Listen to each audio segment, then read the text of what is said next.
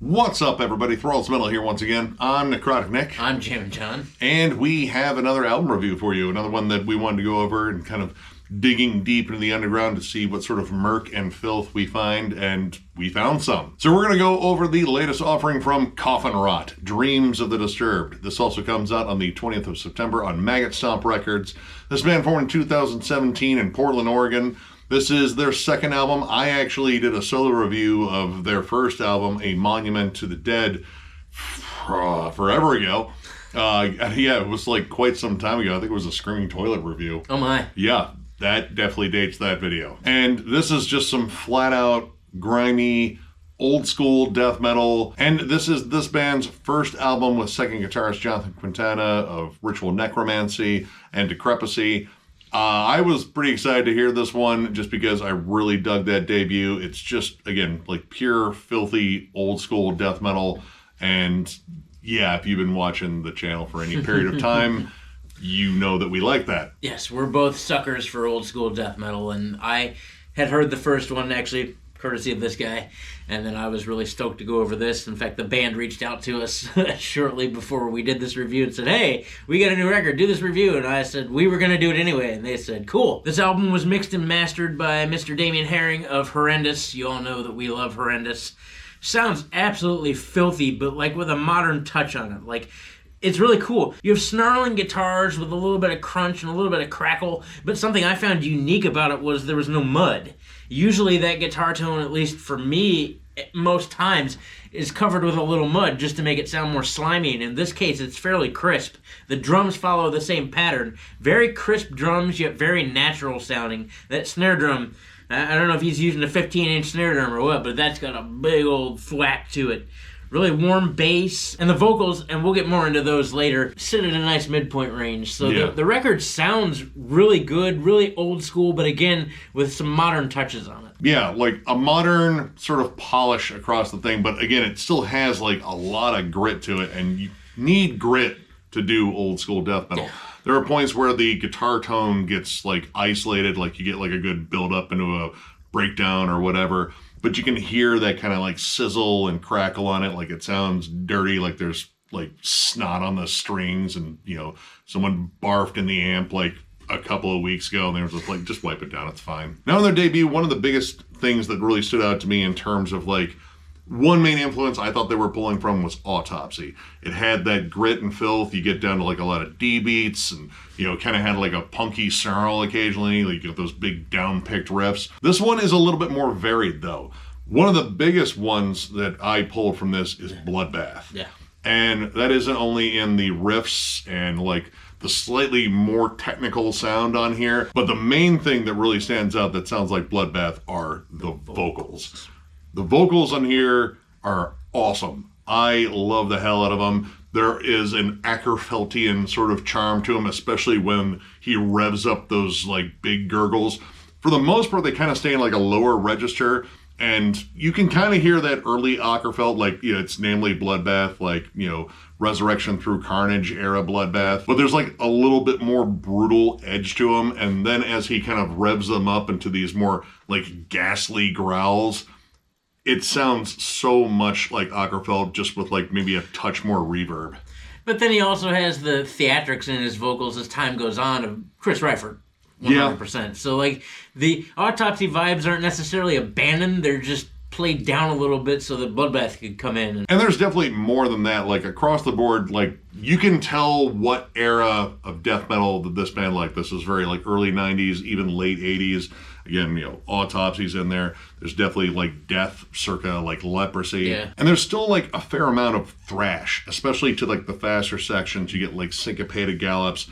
Unmarked Shallow Grave and Living Cremation in particular, I think are just some absolutely savage, thrashy bangers, like very up-tempo, lots of galloped, syncopated chugs. Living Cremation stomps in very familiar fashion. It has those like cymbal grab accents with like big chugs behind them. It kind of sounds like Chapel of Ghouls, which is probably one of my favorite tracks of Altars. Yeah, sick tremolos, sick harmonies. It's where Morbid Angel really comes out to play. Now, another thing I like too, a lot of the blast beats in here, in fact, a good majority of them, are very Mike Smith from Suffocation. Like, you can tell he's hitting the whole thing and bop, bop, bop, bop, bop.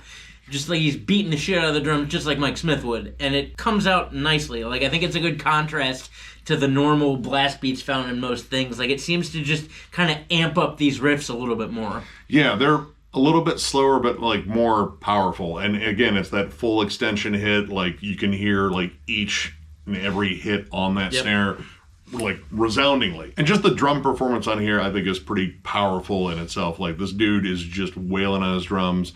Lots of great groovy pockets on here. And when it comes down to like the faster sections, often they're a little bit thrashier. But he does some like cool like little nuances on here, like, you know, not just like a very Morbid Angel like kind of start to the Living Cremation, but on Perverted Exhumation there is a whole section where they drop out to an isolated riff, and it has like kind of a hardcore buildup. Like, it's one of those, like, they play the isolated riff, you get that floor tom hit and the whole rev up, and it goes into this big-ass groovy breakdown. It's definitely something like you can also hear like on an Earth Crisis album or a Terror album or something like that, and I like that little touch of hardcore in there. But outside of that, tons of groove again, tons of like D beats and just snarling everything. Like, this album is very like straightforward in its intent to just make sure your neck is thoroughly wrecked by the end of the listen. Yeah, there's not a single song that doesn't have riffs jam-packed into it, and most all of the songs have a good variation of riffs too. Like, they hang out on grooves for a while, but they'll change up the speed of it. You know, we'll do blast into double time into something slower, all within the span of a couple moments, and it's really cool just to break things up. Like, I didn't find anything to be monotonous on here. Yeah, it flows really well. Like, all the songs, they deliver a nasty punch, and again, like a variety of punches. The last track in particular, it kind of opens up the entire riff wheelhouse and kind of just puts everything in there. It legit sounds like something that could have come out in like, like 1990. It's one of the few tracks that really kind of like opens up the atmosphere. You get like some clean melodies to start and a sample from some older horror movie that I did not recognize, but dude was saying creepy shit, and that's mood setting. But it kind of builds up with that and then gets into just like thrashy beats, tremolos. It sounds particularly sinister, and as it continuously builds, there's another point where it drops out and builds up again. It kind of does rush to get a little bit faster, whereas most of this album is like kind of fast paced, like groovy pockets, but there's a lot of thrash on it. But I like the fact that there's like a good mood setting on that song in particular. That song overall is just definitely more evil and haunting, and you can tell it right from the rip in the melodies and or harmonies that they choose, because they isolate them, they let them ring out a little bit, there's a little bit of reverb on them, and it just sounds kind of unsettling. And I agree, I wish they would have elongated that a little bit and given that a little bit more time to breathe, but at the same time, it's not like they screwed up the song by making it faster. Like, who doesn't love breakneck riffs? Lurking in the Cemetery is also one that kind of stays more mid-tempo. Like, honestly, it reminded me a lot of like good mid-tempo songs from bands like Dismember, because again, this band is pulling from a lot of death metal influences, and they're not exclusively American bands. There's definitely some Swedish death metal charm and seasoning all over here. And Lurking in the Cemetery is definitely one of those. It's got a good mid-tempo drive to it. It's a straightforward, like more 4/4 time song, just driven by a riff and some actual solid melodies. Like it's not like overtly melodic, but it has enough melody peppered in there to like kind of make it shine a little bit more. And this one actually made me check the archives, because there is a vocal shift near the end, and I legit thought it was like a guest spot from Cam Lee, because all of a sudden the vocals got a lot clearer and they're more of a roar than a growl. Like, definitely doesn't sound like he does on the rest of the album, and they are layered at times. I didn't see Cam Lee or anyone else's name mentioned as a guest vocalist, but it's a really interesting term because it becomes almost like a roared spoken word, and naturally they're talking about creepy stuff that goes on in the cemetery, possibly a perverted exhumation. Who knows? We're not here to judge. We're just here to talk about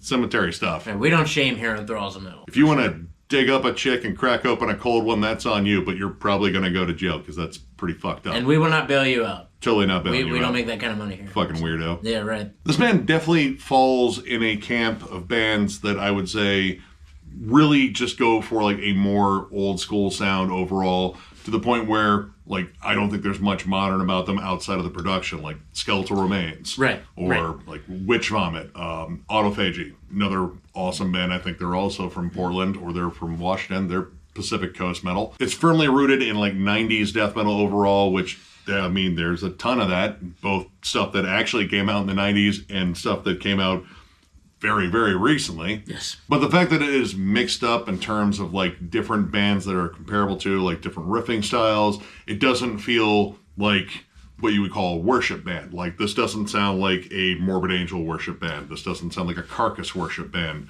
This doesn't sound like an Autopsy worship band. This sounds like a band that just flat out loves old school death metal. And to a degree, I will also say, like, there's really nothing on here I haven't heard before, but it comes down to the execution, and this is executed really well.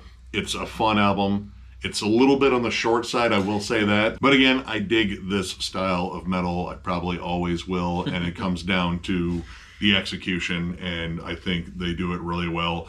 And again, that variety thing, like none of the songs really run into one another. They do kind of have like more of their own identity. I will say that maybe Unmarked, Shallow Grave, and Living Cremation are a little similar, but there's enough in there to break them up. Like, they kind of pack like two thrashier songs back to back there. But again, it is slightly broken up. And even before that, like Lurking in the Cemetery being that more mid-tempo rocker, you know, it does break it up from the first two tracks, which are just absolutely savage. Yes. Lurking in the Cemetery became kind of one of my favorites on here, just because, again, it's a little bit more melody driven, and the entire time I was listening to it, like, man, this is the song that 6 Feet Under wishes they could write, but they can't for Barnes reasons. I don't really have any negatives per se. I suppose I could get a little bit nitpicky. The first two songs, Slaughtered Like Swine and Perverted Exhumation, start off a little bit samey. There's not a lot of really like straightforward, just groovy songs outside of Lurking in the Cemetery. Like, most songs have groovy pockets in them.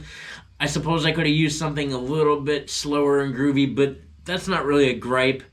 The Howling Man kind of takes care of that too. But yeah, outside of that, like, it's a pretty solid record, and it is definitely fiercely old school. So with that being said, overall I'm going to give this 3.5 stars. It's very riffy. There is not really any dead space in this record. You will definitely be banging your head. I think that was the intention. It does harken a whole lot to Bloodbath, and that's not a gripe whatsoever. Like, I noticed that pretty much right off the bat, and I said, well, this is about to be really good, and it was. Songs do have a fair amount of dynamic to them. I didn't spend a whole lot of time going, man, we've been hanging out here too long. The songs move really well. They flow really well from track to track. A lot of the transitions are really solid. A lot of the transitions are fairly solid. In fact, in Unmarked Shallow Grave, there's a lot of stop on the dime transitions to change speed, and it's really cool. They nail it really well.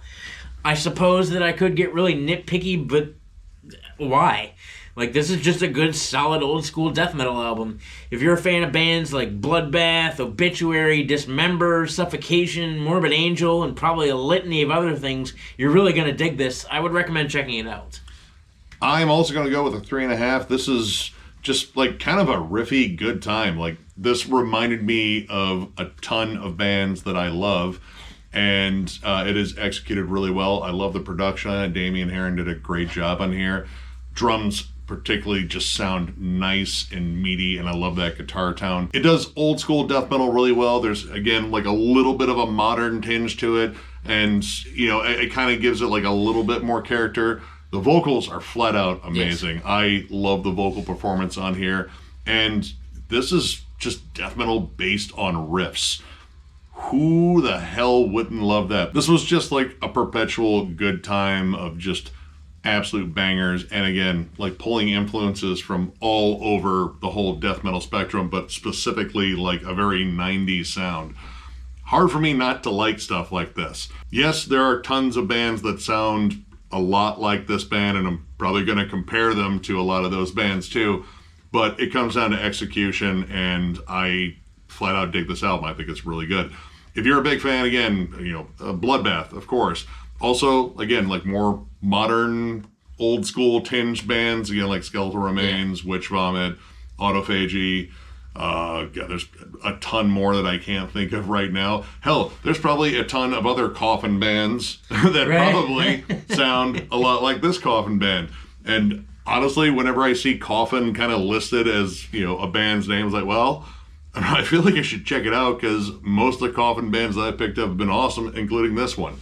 So yeah, if you're just a flat out big old school death metal fan and you want to hear it with maybe slightly more modern production, check this out. This is a badass album. So, if you enjoyed this review, give it a thumbs up, and if you are new to the channel, subscribe, because we do stuff like this all the time. We are also on Patreon. If you'd like to help us out there, there's a link down below to thrallsmetal.com. Our Patreon link is there. It is also on our channel up in the banner in the bottom right-hand corner. But if you're looking for Thralls Metal stuff, you have to go to thrallsmetal.com. We have t-shirts, both old and new. The old ones are discounted, provided we have your size.